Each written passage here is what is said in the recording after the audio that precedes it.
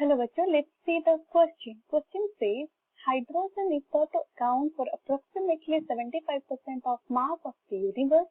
Our sun and other stars, for instance, are composed mainly of hydrogen, which serves as a nuclear fuel. हमारे universe में अगर हम देखेंगे 75% of hydrogen present होते हैं और हमारा जो सन और स्टार्स होते हैं हाइड्रोजन उसमें यूज किया जाता है as their nuclear fuel. On earth, though hydrogen is rarely found in its uncombined state because Earth's gravity is too weak to hold such light molecules. अर्थ में क्या होता है, हम रेयरली मिलता है हमें हाइड्रोजन क्योंकि हमारा जो अर्थ की ग्रेविटी होता है वो हाइड्रोजन इतना लाइट होता है कि वो उसको होल्ड नहीं कर पाता है. Nearly all hydrogen originally present in the Earth's atmosphere has been lost to space. In the Earth's rocks and oceans, hydrogen is found in water. Mainly क्या होता है, जब हम अर्थ के एटमॉस्फेयर में हाइड्रोजन को अवेलेबिलिटी देखते हैं वो लॉस्ट हो जाता है स्पेस को, और अर्थ के क्रस्ट और ओशन में हाइड्रोजन हमें किस तरह से मिलता है as water. Petroleum, proteins, carbohydrates, fats, literally millions of other compounds and ninth most abundant element on a mass basis. हम हाइड्रोजन को फाइंड करते हैं as water as well as petroleum, protein, carbohydrate, fats में भी हमें मिलता है hydrogen. There are 3 isotopes of hydrogen: protium, ordinary hydrogen 1h1, deuterium which is heavy hydrogen 1h2 or deuterium, tritium 1h3t. The chemical properties of 3 isotopes are similar because they have same electronic configuration. ये जो 3 isotopes होते हैं hydrogen का वो उनका chemical properties same होता है क्योंकि उनका जो इलेक्ट्रॉनिक कॉन्फ़िगरेशन है वो सेम है. The physical properties of 3 isotopes are different due to their different masses. उसमें जो मास डिफरेंट है इसके लिए उनका फिजिकल प्रॉपर्टीज डिफर करता है. The reaction of hydrogen and oxygen is highly exothermic, and gas mixture that contains as little as 4% by volume hydrogen and oxygen are highly flammable and potentially explosive. अगर हम hydrogen और oxygen का reaction करते हैं वो exothermic होता है, मतलब वो हमें फॉर्मेशन करता है, एनर्जी फॉर्म करता है. तो अगर रिएक्शन देखेंगे 2H2 plus O2 gives water और डेल्टा H0 उनका एंथैल्पी है क्या है -484 किलो जूल.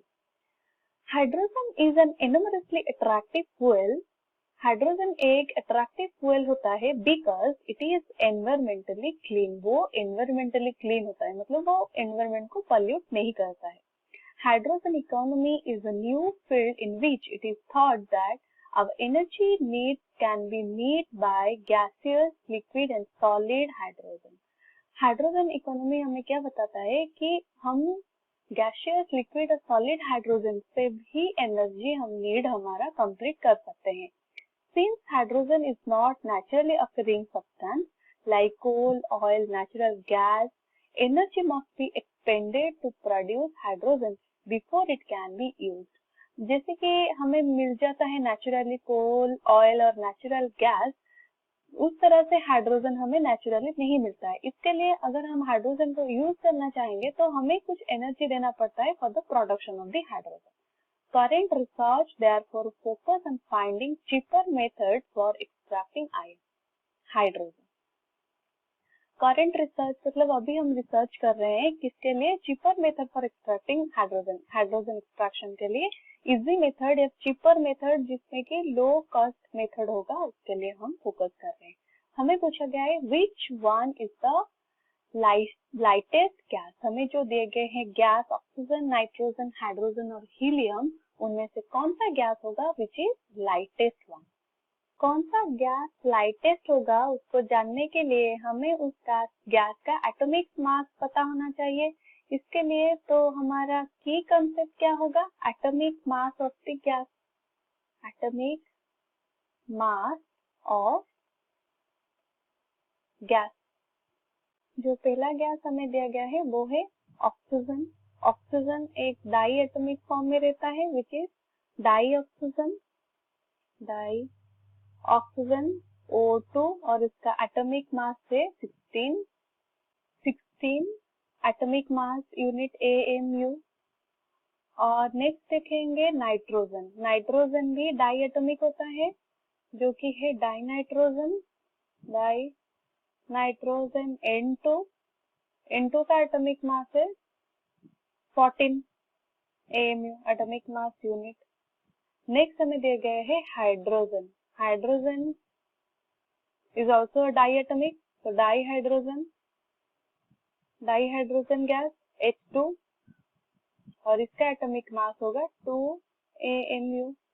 और ये जो हाइड्रोजन होता है हैविंग 2 एटॉमिक मास यूनिट, जो उसका होता है एटॉमिक मास इज 2, तो वो कंसिडर्ड होता है एज अ लाइटेस्ट गैस और वो पीरियोडिक टेबल का फर्स्ट एलिमेंट होता है। And this is also most reactive, वो मोस्ट रिएक्टिव भी होता है। लास्ट हमें दिया गया है हीलियम। हीलियम एक मोनो एटॉमिक गैस होता है, हीलियम He, और उसका जो एटॉमिक मास है 4 एटॉमिक मास यूनिट। अगर हम कंपेयर करेंगे 16, 14, 2 और 4, तो 2 इज द लोएस्ट नंबर, जो कि एटॉमिक मास यूनिट का 2 होगा, लोएस्ट नंबर। दैट मीन्स हमारा जो लाइटेस्ट गैस होगा वो क्या होगा, hydrogen, having the lower atomic mass. Hence हमारा ऑप्शन सी होगा correct, hydrogen will be the correct option, option C. I hope you understood it well. All the best.